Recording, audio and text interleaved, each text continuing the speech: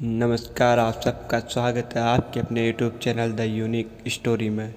और आज मैं आपके लिए एक ऐसी ही डरावनी और काफ़ी ख़तरनाक स्टोरी लेकर आया हूँ। दरअसल मेरा नाम राजू है और मैं एक सरकारी नौकरी करना चाहता था, पर मेरे घर की स्थिति कमज़ोर थी। मैं एक ऐसी प्राइवेट जॉब ढूंढ रहा था जिसमें रात को काम करना पड़े। मुझे एक होटल में सफाई करने का काम मिल जाता है। मैं रात में काम करता और दिन में अपनी पढ़ाई करता। एक रात में काम करके बैठा हुआ था, तभी एक आदमी मेरी तरफ आता हुआ मुझे दिखाई देता है और वो मेरे पास आकर बोलता है, मैं तेरा सीनियर हूँ, तू यहाँ क्यों बैठा है। तब मैं उनसे कहता हूँ, साहब मेरे इस कमरे की सफाई का काम था, तो मैंने इस कमरे की सफाई कर दी और मैं यहाँ पर बैठ गया। तभी वो मेरे को बोलते हैं कि ऊपर वाले जो 4 नंबर कमरा है उसकी भी सफाई करके आओ। मैं ऊपर वाले कमरे की सफाई करने जैसे ही जाता हूँ मैं चौंक जाता हूँ, क्योंकि वह कमरा बहुत ही सुंदर था और उसमें मिट्टी का एक कण भी नहीं था। फिर भी साहब ने मुझे यहाँ सफाई करने के लिए भेज दिया था।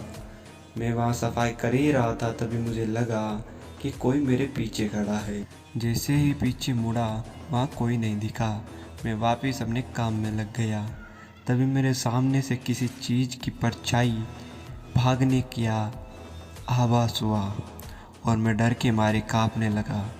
तभी मेरा गला किसी ने ज़ोर से पकड़ लिया और मैं चिल्लाने लगा।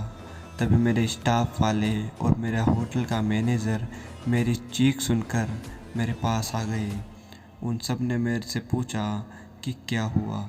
मैंने सारी बात उन सबको बताई। तभी मैनेजर ने मुझसे कहा और पूछा कि तुम्हें किसने भेजा था यहाँ सफाई करने के लिए। उसकी शक्ल इन सब में से देख के हो और पहचान कर मुझे बताओ। मैंने उन सबको गौर से देखा, लेकिन जिसने मेरे को सफाई के लिए भेजा था वो उनमें से कोई नहीं था। तभी मेरी नज़रें पीछे लगे एक स्टाफ के बोर्ड पर पड़ती है, जिस पर सारे स्टाफ की फ़ोटोज़ लगी हुई थी। मैंने उन फ़ोटो में से एक आदमी की तरफ इशारा किया और उन सबको बताया कि इसने मेरे को सफाई करने के लिए वहाँ पे भेजा था। मैंने जिस फ़ोटो की तरफ इशारा किया उसे देखने के बाद सभी घबरा गए।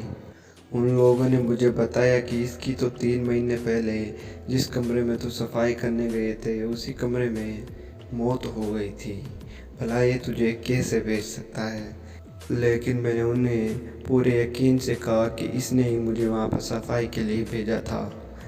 ये घटना मेरे साथ घटने के बाद मैं उस होटल के उस कमरे में कभी भी वापस नहीं गया और मैं उस होटल के दूसरे कमरे में ही सफाई करने लगा। आपको ये कहानी कैसी लगी कमेंट करके ज़रूर बताएं, और अगर अच्छी लगी हो तो वीडियो को लाइक ज़रूर कर दें, ताकि हम आपके लिए एक से बढ़कर एक कहानी वीडियो ला सकें।